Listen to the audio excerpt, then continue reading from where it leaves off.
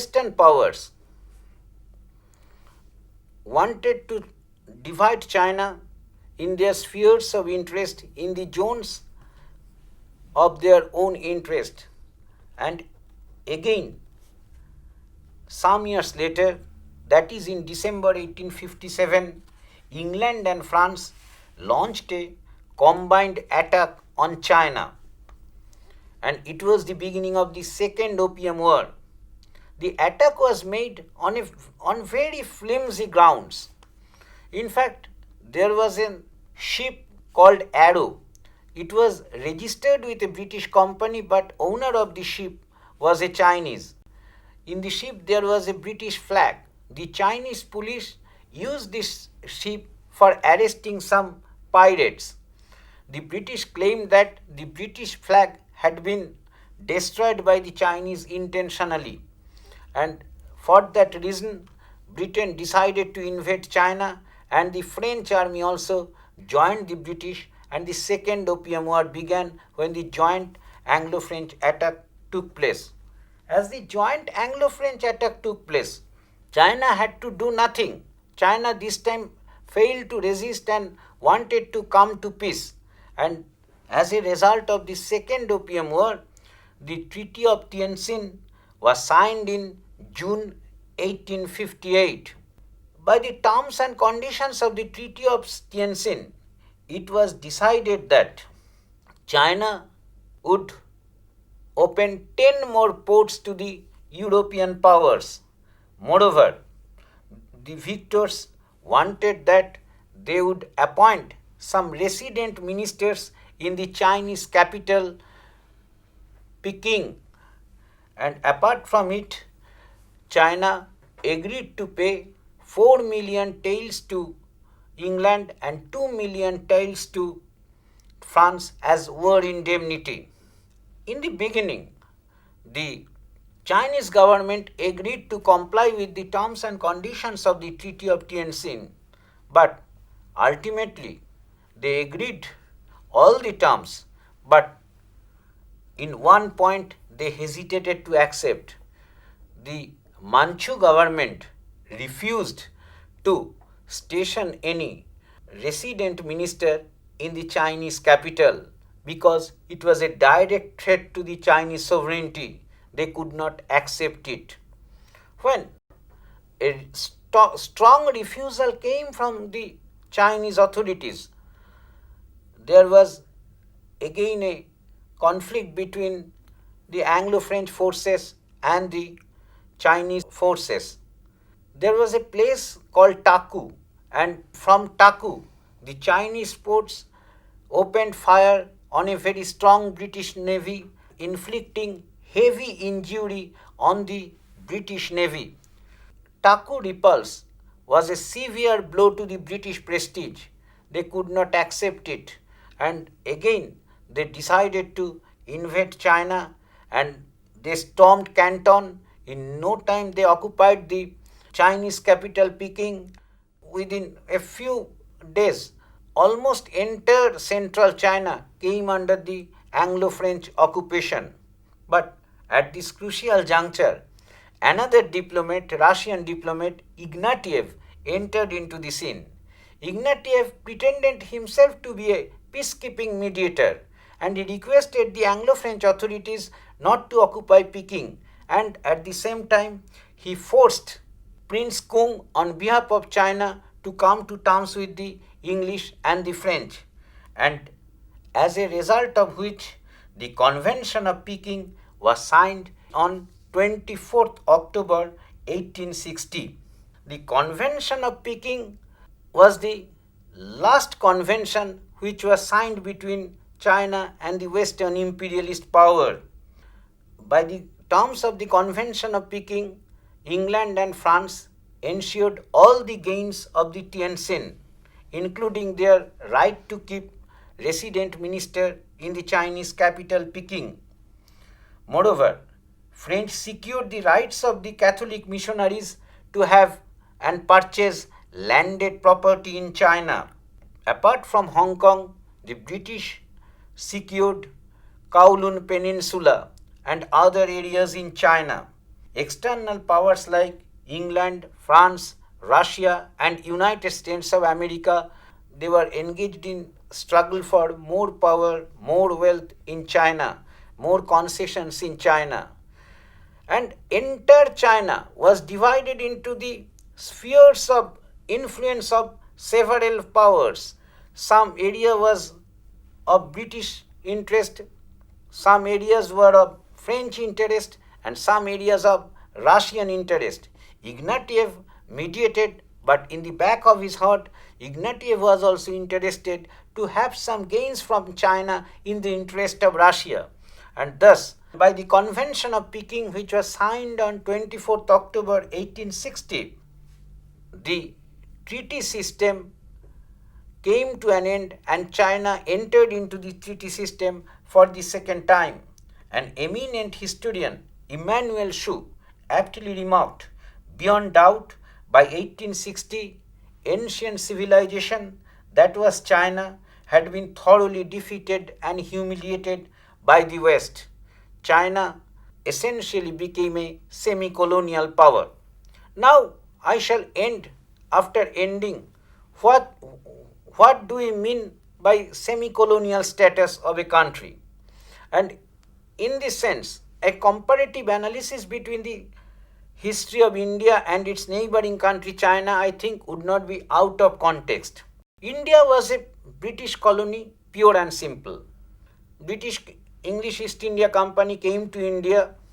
They defeated Sirajuddaulah in the Battle of Plassey in 1757, and within a century, almost all of India came under the British rule.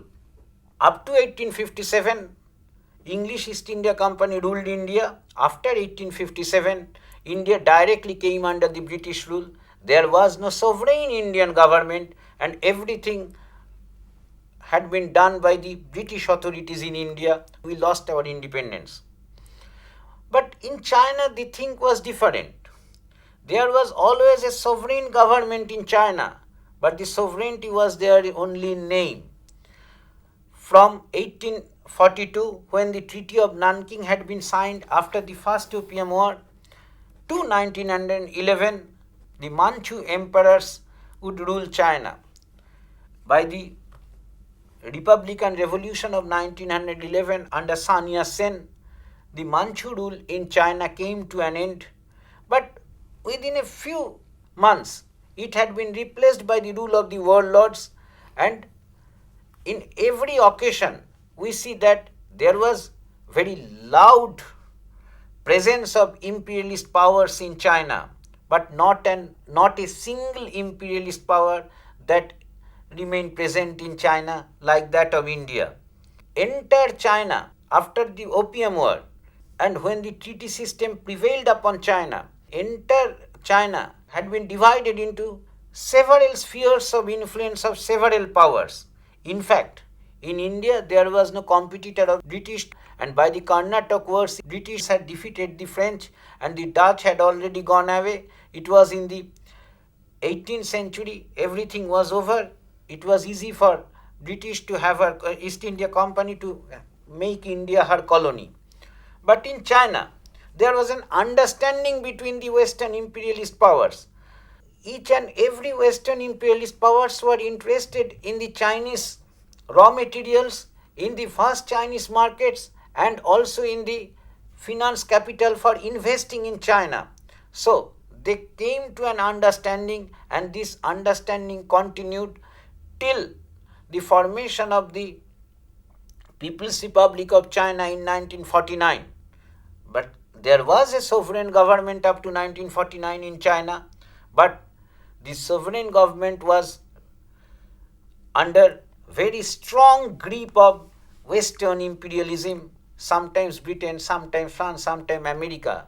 And there was a new feature towards the late 19th century when Japan emerged as a big power, and after Sino-Japanese War of 1895, Japan also had her interest in China, and during the First World War, Japan also had some area of special interest in China. So this was the history of the beginning of the imperialist activities in China and China's treaty with Western powers turned China into a semi-colony, and China had to enter into a treaty system which replaced the tribute system which was China practiced to in the Middle Ages. The French Catholic missionaries who were coming in, were they successful in converting, Yes. proselytizing a lot of Chinese people? Yes, just after the Opium War, there was a great rebellion in China which is compared with our Great Indian Rebellion of 1857, which is popularly known as Sepoy Mutiny. That is known as the Taiping Revolution. Taiping Revolution broke out at about 1850 and it continued up to 1864. And Taipings had formed a parallel government in China. Many leaders of the Taiping Rebellion were very much influenced by Christianity.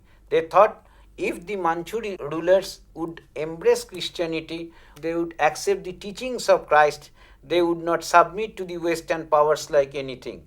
They did not like Western imperialism, but they liked Christ. They thought that if they could accept Western teaching and Western technique, the humiliation of China could have been avoided. And there was Hang Xiuquan, the most renowned leader of the Taiping. He liked to call himself the younger brother of Jesus Christ, who has come to emancipate the Chinese people. There was influence. And after some years, after 35 years, there was another rebellion known as the Boxer Rebellion. The Boxer Rebellion was against the Christian missionaries primarily and against the Western imperialism. By that time, they realized that the Christian missionaries have not come to China to civilize them or to persuade their own interest. So, the Boxer Rebellion was an outburst against the Christian missionaries. The Sino-Japanese war that you talked about, 1895. During that war, what about the other Western powers? Were they supporting China or Japan? They sat on the fence. They did neither support Japan, they did neither support China. They remained happy with their own spheres of interest. As Japan did not interfere in their spheres of interests, they did not interfere in But it. if Japan also joined Then the Japan took other places. Okay. So, why is it that even with Japan there were many unequal treaties that were being signed? No. That was signed not during, No, not not after the- the Opium War. no. That was after 1895. That is not within our. No, not after 1895, before the Meiji Restoration. There were unequal treaties. No, not with Japan. No, not China and Japan. Japan and other foreign countries. Not that unequal treaties. You cannot call that. There is some difference between the Chinese history and Japanese history. Japan was a small market. The imperialist powers, just after the Commodore Perry's expedition, there was something different. They just opened Japan for trade and commerce. They did not enforce anything because they were not interested in that. But then why could Japan resist and then emerge as an imperial power while China, being such a huge territory, could not do that? What was First lacking in thing China? is there, it is the question of internal history. Japan accepted modernity since 1860s. We are to be a strong nation, we are to be a modern nation, we are to accept a constitutional government so we can cope up with the Western powers. China did not do it. And another thing, China did not believe in private capital. Everything they wanted to make big industries by the imperial capital, government capital. So there were so many rich scholar gentry, rich officials in China, rich men who were family members of the Manchu emperor. They did not want their own money to invest for building industry. The Japan made itself a very modern country after the Meiji Restoration, and they realized that if we do not turn ourselves into a modern country, if we do not equip us with modern military equipments, if we do not take an aggressive stand, if we do not modernize our economy, if we do not modernize our government constitutionally, we cannot, the Western powers we will have to face a similar fate of the Chinese. But the Chinese stuck to old imperial government and non-constitutional imperial government, old traditional system of trade and commerce, old traditional system of agriculture, very apathetic to modern industrial development, and so China did not want to be a modern country. Sufferers were the Chinese people, not the government officials. They would lead a very luxurious life throughout the semi-colonial period of China. So even after the Opium Wars, even after they got defeated and had to pay so much indemnity, the Chinese people still had that sense of superiority about their culture. That's why they were No, Chinese averse people to had not change. that. Chinese imperial officials had that sense of superiority. In fact, Sun Yat-sen was the first man who led the Republican Revolution 1911, who introduced some element of patriotism and nationalism among the Chinese people. You are to fight against imperialism like anything. You are to fight against feudalism like anything. You are to get yourself emancipated from this semi-feudal, semi-colonial oppression. It was the message of Sun Yat-sen, but he failed. After that, the Chinese Communist Party under Mao Zedong organized the movement of the people. The people were awakened with the communist ideology, and the Communist Party took a leading role to fight imperialism. Here also there is a difference between the Indian history. In the fight against imperialism, the communists were never very forefront in India.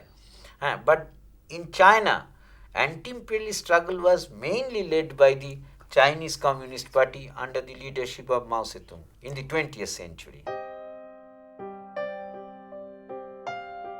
In fact, British traders were interested in exporting opium to China, as a large number of Chinese people were addicted to opium, and as a result of that, the Chinese government imposed a ban on opium trade, and the illegal opium trade led to the beginning of the first Opium War in 1840.